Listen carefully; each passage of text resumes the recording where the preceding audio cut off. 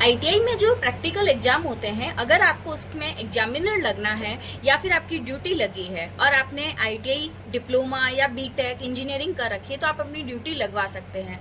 उसको लगवाने के लिए आपको क्या करना है, ब्राउजर खोला, न्यू टैब पर गए, यहाँ पर हमें सिद्ध पोर्टल, सिद्ध या फिर skill India digital hub portal खोलना है।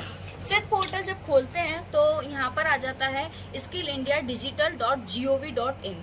ये इसका इंटरफेस है। फर्स्ट होम पेज ये खुलता है। यहाँ पे जाना है लॉगिन के अंदर। लॉगिन पे जाएंगे तो ये 4 ऑप्शन आएंगे। इसमें खोलना है डीजीटी इकोसिस्टम। डीजीटी इकोसिस्टम पे जब खोलते हैं तो जब अगर आप फर्स्ट टाइम रजिस्ट्रेशन कर रहे हैं तो रजिस्ट्रेशन एज एन एग्जामिनर करना है आपको। आगे की प्रोसेस में हम वो भी देखेंगे कि आप ऑलरेडी किसी और ज़िले में हैं तो आप अपना ज़िला कैसे चेंज करेंगे। यहाँ पर रजिस्टर एज एग्जामिनर में आपका फुल नेम डालना है। जैसे मैं एग्जांपल मेरा कर रही हूँ, जानकी माहेश्वरी। यहाँ पर आपकी date of birth, gender, normal एक फॉर्म है जिसमें सारी चीज़ें लिखी वही सब डालना है। Father name, marital status, category, mobile number, email, ये वही मोबाइल नंबर और ईमेल डालना जिसपे आपके ओटीपी आ सके, क्योंकि आगे आपको वेरिफिकेशन में इनकी ज़रूरत पड़ेगी। एग्जिस्टिंग इंस्ट्रक्टर, अगर आप इंस्ट्रक्टर हैं तो यस पे करेंगे। यहाँ पर एक प्रोफाइल फ़ोटो के लिए अपना कोई भी पासपोर्ट साइज फ़ोटो आप अपलोड करेंगे। और इसके बाद में परमानेंट एड्रेस, आप अपना एड्रेस डालेंगे। टेम्परेरी या करस्पॉन्डिंग एड्रेस अगर आपका अलग है तो वो एड्रेस आप डालेंगे, अदरवाइज अगर सेम है तो टिक कर देंगे। उसके बाद आपको सबमिट करना है। सबमिट करने के बाद में वापस जब आप खोलेंगे तो वापस जब हम स्किल इंडिया डिजिटल के होम पेज पे आते हैं तो डीजीटी इकोसिस्टम पे जब हम आएंगे तो वापस लॉगिन पे जाना है। लॉगिन पर जाने पे एग्जामिनर लॉगिन पे क्लिक करना है। यहाँ पर हमारे जो इम्पोर्टेंट काम यहाँ से स्टार्ट होता है। यहाँ हम अपने कॉन्टैक्ट नंबर डालेंगे। कॉन्टैक्ट नंबर डालने के बाद में आपने ये कॉन्टैक्ट नंबर डाले, उसके बाद में आपको पासवर्ड डालने हैं। ये पासवर्ड जब आप सबमिट करोगे उस टाइम एक पासवर्ड बन जाता है, तो उस पासवर्ड को यहाँ पर आप डालेंगे। पासवर्ड डालने के बाद जो मेरे नंबर थे उन नंबर पर एक ओटीपी आई है, वो ओटीपी आपको इसमें डालनी है। अब जो ओटीपी 6 डिजिट की आई है वो वाली हम लोग लगाएंगे और हम लोग लॉगिन करेंगे।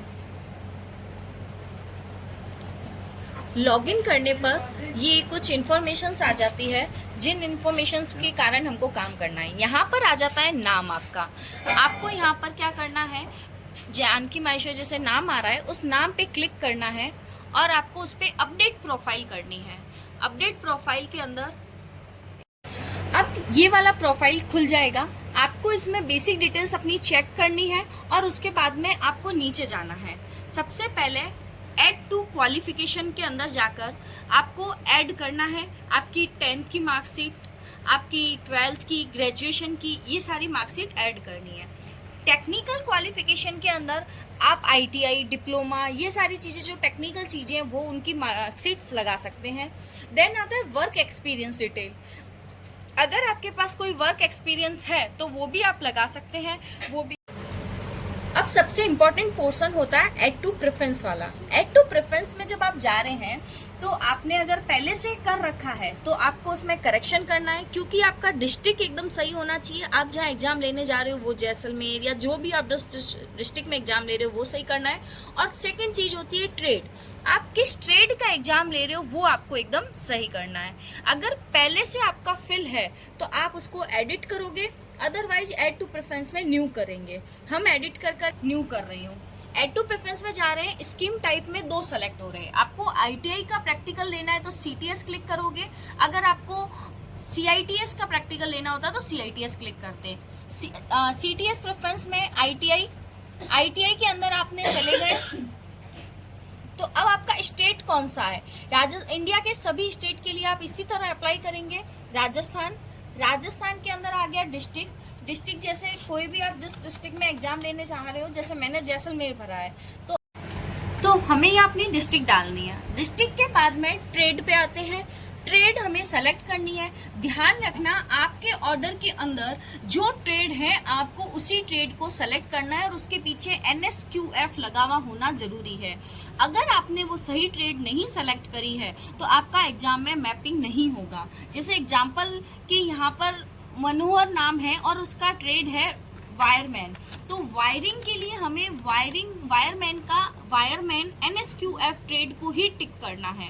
और कई जने एक से ज़्यादा ट्रेड, जैसे इलेक्ट्रिशियन है, बीटेक किए हुए लोग हैं, उनके लिए एक से ज़्यादा ट्रेड हो सकता है कि वो एक से ज़्यादा ट्रेड का ले। जैसे सोलर का ले रहे एग्जाम, तो सोलर टेक्नीशियन इलेक्ट्रिकल NSQF जो लिखा हुआ है वो ट्रेड आप सेलेक्ट करोगे। अगर आपके ऑर्डर निकल रखे हैं तो आप लिस्ट के अकॉर्डिंग आपकी जो ट्रेड है वो ट्रेड प्रॉपर सेलेक्ट करो। सेकंड चीज़ क्या होता है कि जैसे कोई गंगानगर से बाड़मेर, जैसलमेर, अभी क्या नई नई ज्वाइनिंग्स हुई है तो अलग अलग जगह से स्विच होकर अलग अलग जिलों में चले गए हैं, तो आप अपना डिस्ट्रिक्ट चेंज करो और उसके बाद उसको सेव करो।